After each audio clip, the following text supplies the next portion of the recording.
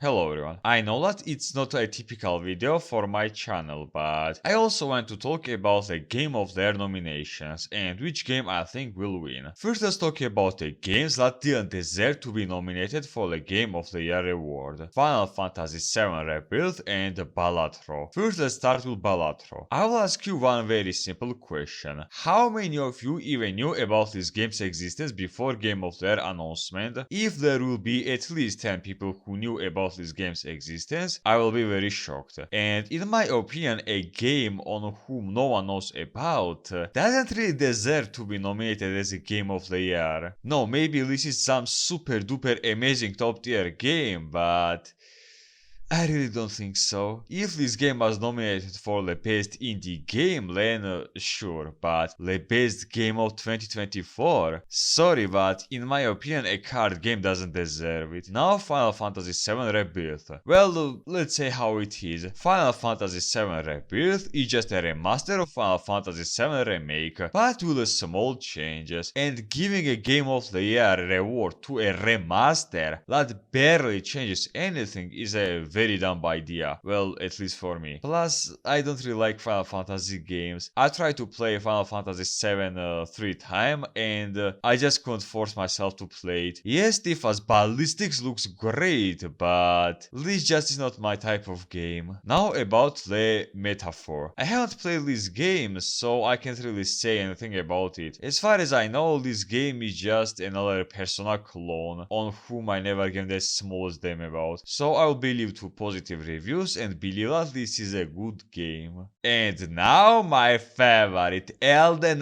Ring DLC, and oh boy, prepare your asses. First of all, I was very surprised to see Elden Ring's DLC to be nominated as a Game of the Year, because I mean, it's not a game, it's a DLC, and giving a Game of the Year title to DLC that absolutely doesn't deserve it is a very weird thing. Okay, now about why it doesn't deserve a Game of the Year award. First and most obvious reason, it's a fucking DLC. And if you give Game of the Year award to Elden Ring DLC that loses in nearly every single aspect to Ringed City, Artorias of the Abyss and Old Hunters DLC, then DLC like Blood and Wine should be nominated as the Game of the Decade. Okay, now about DLC. I know that many smart YouTubers and even smarter Elden Ring fanboys say that this DLC is at least 30 hours of expansion, which is bigger than some modern AAA games, but they intend to miss or on purpose ignore one very small and important detail. From 30 fucking hours, you spent 25 on it on your stupid horse, while running around like a madman and searching for these stupid trick fragments in a huge, absolutely empty and just uninteresting open world. No, really, let's say how it is. 80% of this map is just straight up empty, in which there is just nothing to do. Nothing interesting to do, okay. You might say something like, and what? And what? All that matters is that this DLC is huge and you spend many time in it. And you know what? Assassin's Creed Valhalla is also a huge ass game. But guess what? From 80 hours of gameplay, only 10 of it is somewhat interesting. Does the size of this game alone makes this game 10 out of 10? Oh my god, game of the century? No! And guess what? People say that this game is artificially stretched, which you know is the right thing. But when Elden Ring does the same thing, people are doing a backflip in mid-roll and say, well, it's good because, get good noob, Ubisoft fans cry because it's too hard for them. I am sorry Elden Ring casual fanboys, but a DLC in which 80% of the map is just empty, a DLC in which any homeless can nearly one-fart you, while you have 2 fucking K health and 25% damage reduction amulet. Well, unless you collect some magical pools, of course. A DLC in which there are only 2 interesting locations to explore. A DLC in which weapon variety is non-existing. And a DLC in which there are only 4 at best interesting bosses. Doesn't deserve a Game of the Year reward. I have a multiple videos about why I think that Elden Ring DLC is extremely average. If you want, you can check it. Link will be in the description. Again, a DLC in which there are far more negative moments than positive moments does not deserve a Game of the Year reward. Before talking about the games which I think will win, let's talk about 2 games that were nominated for the Game of the Year title. Space Marine 2 and Stellar Blade. Many people are really mad that these games were nominated for the Game of the Year, and honestly I can understand why they weren't nominated. First, let's talk about Space Marine 2. Honestly, I don't really like Space Marine 2. Yeah, I know this game is about a huge and buffed manly man doing manly man stuff. A game full of pure male fantasy. But honestly, if you are not a huge Warhammer fan, I would not recommend you to play this game. Because this game was made specifically for Warhammer fans. Which in one case is good, but in the other case kinda bad. Why it's a bad thing? Well, if you aren't a fan of Warhammer, while playing this game you will 24/7 have a question such as what's going on?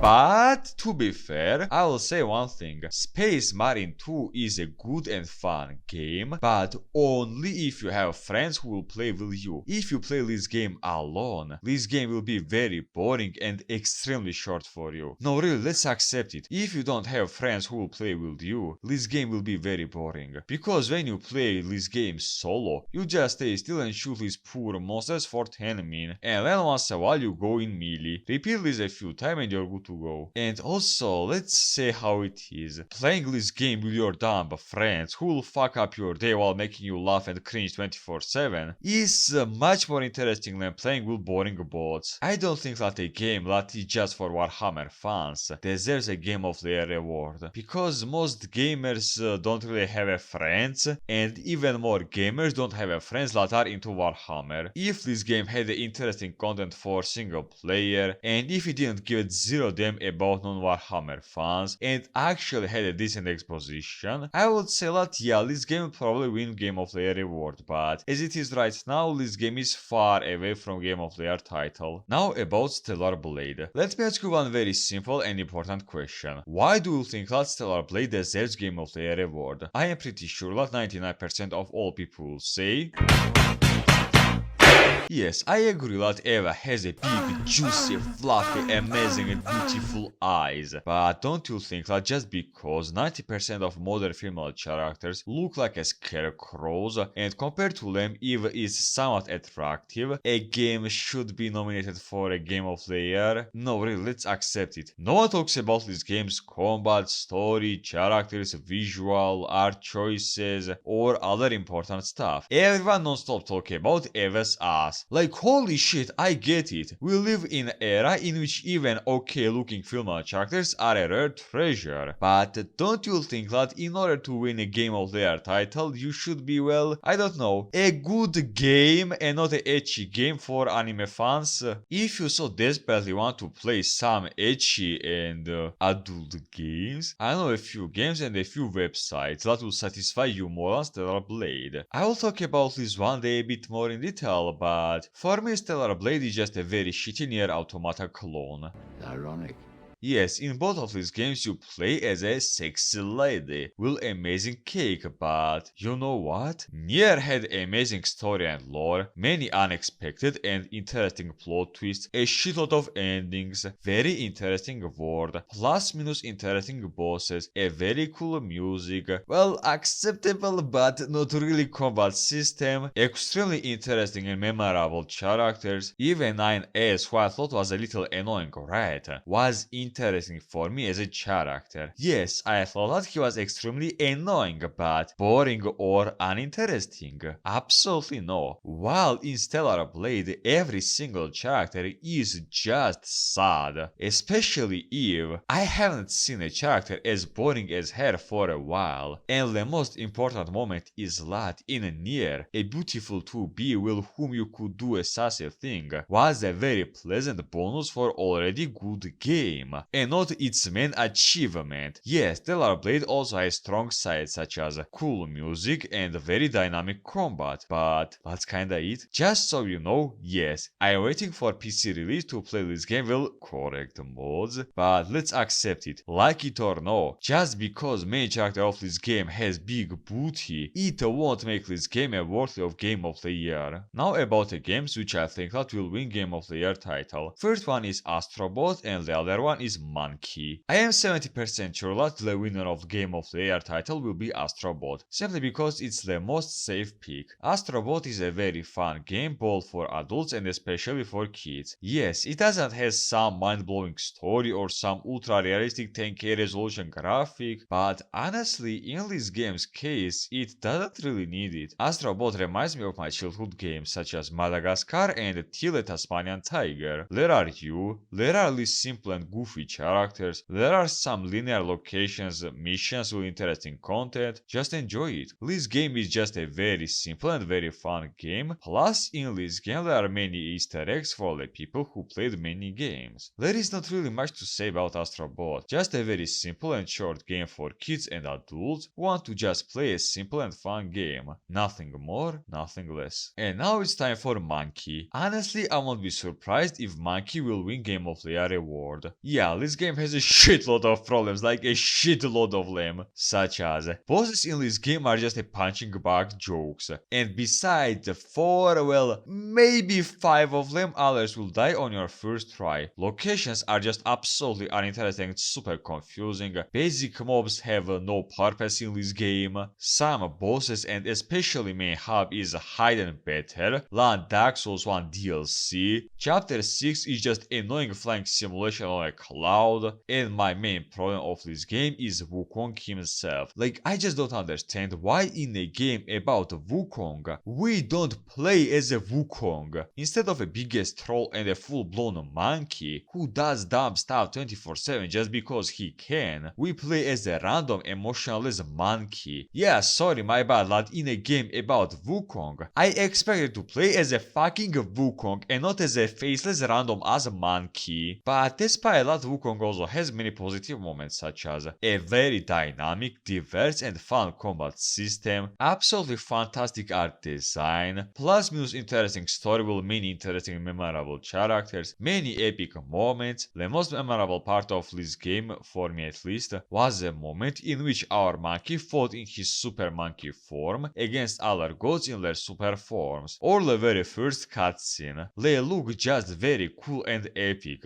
and this game has many moments like that, which is a very cool thing honestly. This game has many bosses who have visually beautiful and interesting arsenal of moves. Some of these bosses also have their own individual feature. Yeah, there are many boss reuses, but according to Elden Ring fans, nearly infinity boss reskins are okay, as long as they are fine. A AAA game that was released in 2024 actually looks like a AAA game from 2024. Holy shit, we definitely live in a dark age for gaming. Also, a huge win for me in Wukong's case is that I like God of Sleep 5, which most of the time feels like a low budget teen fanfic drama, and only sometimes you actually play the game about a God of War, in which you fought other gods as a fucking God of War. Wukong, that also is about you feasting other gods, is mainly focused about you feasting other gods nearly 24/7. You don't have to sit for 4 hours and suffer on a wild boar. You don't have to listen how Atreus bitching and doing dumb stuff 24/7. You don't spend more time on solving annoying puzzles than on fighting